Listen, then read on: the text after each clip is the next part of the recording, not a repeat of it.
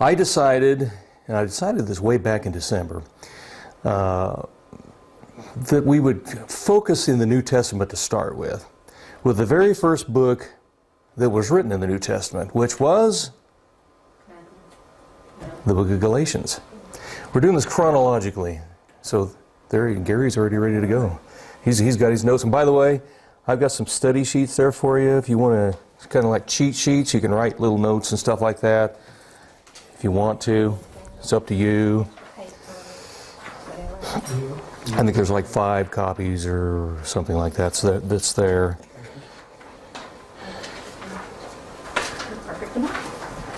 If you're real adamant about it, I mean, Gary and Chrissy here were in one of my classes at TCC umpteen years ago, and they loved my quizzes, didn't you? Oh yes, they remember those. What's that? I failed your course. Oh, you failed my course. See how much you loved it? And I remember they sat way back in the back together, so I don't think there will be any quizzes, but you know, if you're really intent, then I can always dream of stuff like that. So anyway, now we're going to study the book of Galatians, which is the first New Testament book written chronologically. Now, that's obviously going to be about 7, let's see, you got Romans and you got Galatians. It's about 7 books, yeah, about seventh book in the New Testament. So it's not Matthew, Mark, Luke, and John, it's not Acts and Romans, stuff like that, but we'll be alluding to all this stuff. I subtitled the book of Galatians here as the Christian Constitution Light. And that's my take on this, and you'll find out as we move along here, we're going to probably move pretty slowly because, as Gary and Chrissy will tell you, I'm pretty long-winded and I like lots of detail. And you all came a lot longer distance than some, you know, but still you're far enough away, and I want to make sure that your time is well spent. I don't want you just coming to be coming. I want to make sure that you get enough detail. If I talk too fast, or if you've got a question, then just ask. It's just as simple as that. This is wide open to whatever you would like to say. But I call this the Christian Constitution Light. What do you think maybe the Christian Constitution, the big kahuna is all, which book do you think that would be? Paul wrote that book too, the book of Romans. And if you know these books, you'll know Christianity, because this is what Christianity is predicated upon. The thing about Galatians, though, as we'll see, is it's not a nice letter. It's probably one of the more difficult letters that Paul wrote, and he's trying to correct a problem. And it's a problem, guess what, we still have it today, and you'll find out why that is here. So, we're going to start out with a question. This will get you to a thinking here, and it's along the lines of the theme of the book of Galatians itself. And here you are, sitting in jail. Imagine yourself, you've just spent a majority of your life in prison. You're guilty of a whole range of offenses, and you're awaiting the death sentence. Looks like a happy lot, doesn't he? While you're in prison, you learn how to survive, whether your conduct is concerned, you amongst the rest of the prisoners, but you also had to learn according to the rules of the prison. You ate when you were told to eat. You slept when you were told to sleep. You could even be religious if you wanted to be, even though you may not understand why or for what purpose. Then one day, the warden shows up. He comes to your cell, and he announces, guess what? You've been pardoned. All charges against you have been dropped. Apparently some young man out there heard about you. You've never known him before. He accepted the charges in your place. He took all of those capital offenses upon himself. The death sentence was lifted. It was placed upon him. He was executed in your place. Now you're clear and free. You're declared justified before the court, before the world. Now, the world may still want your head, but you've been cleared in the eyes of the state as if you've never done anything before. You're clear and free. In fact, a new life was arranged for you beyond the prison walls. All you've got to do now is walk out the cell door and keep on walking. Brand new life. There's no more looking over your shoulder. Either when you're running away from the law after you committed your offense to begin with, or from those that are still in prison, having to look over your shoulder. Therefore, now, once you've left, how likely do you think it would be that you would want to place yourself back in jail, living that life all over again? That's your question. Input? You've been set free. You want to go back here?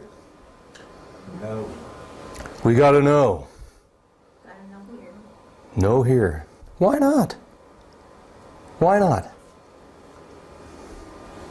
You're still not free. You're still not free. Why? Because you have You can walk around in your little cell here. Yeah, that's not Oh, okay. not the free we know. Oh, okay. The reason I bring this up is because I brought this illustration up one time in a church teaching a different book, different subject, and you wouldn't believe the number of people who wanted to go back right here. I was wrong for saying, you know what? God set you free.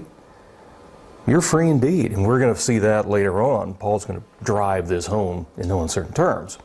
I thought of something. I used to be a submariner, in submarine service for 6 years. Mm-hmm. And it was frightening in a way to leave that because everything was controlled.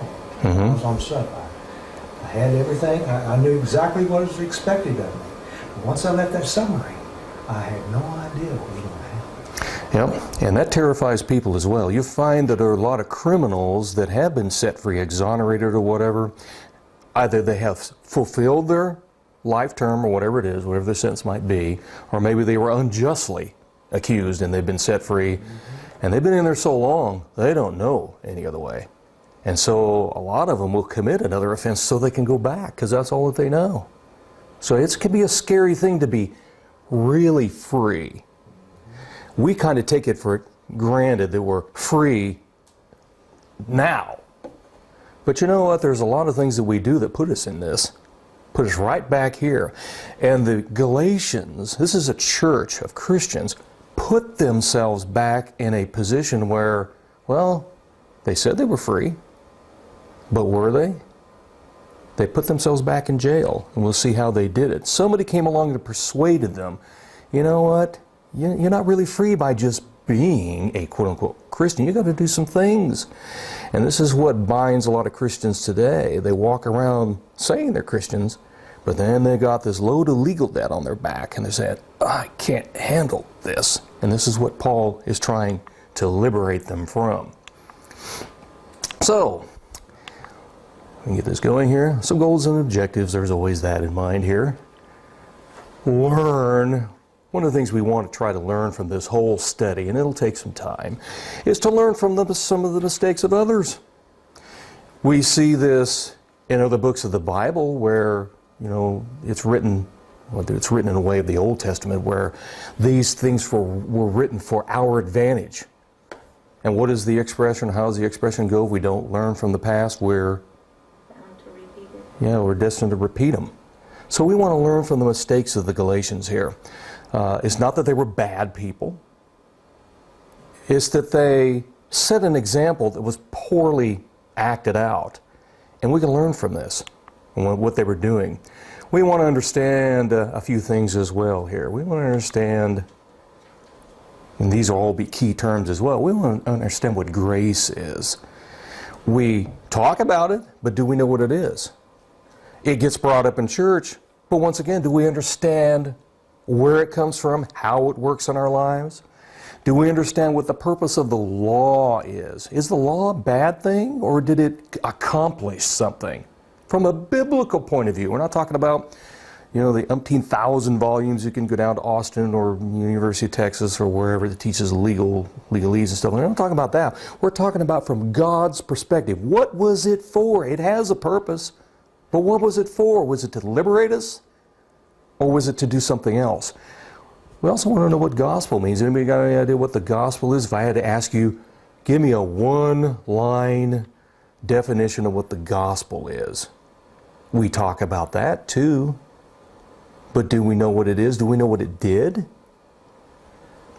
What is real freedom? One of the things that drives me absolutely up the wall is I hear Christians talk about free will. Is anybody really free, though?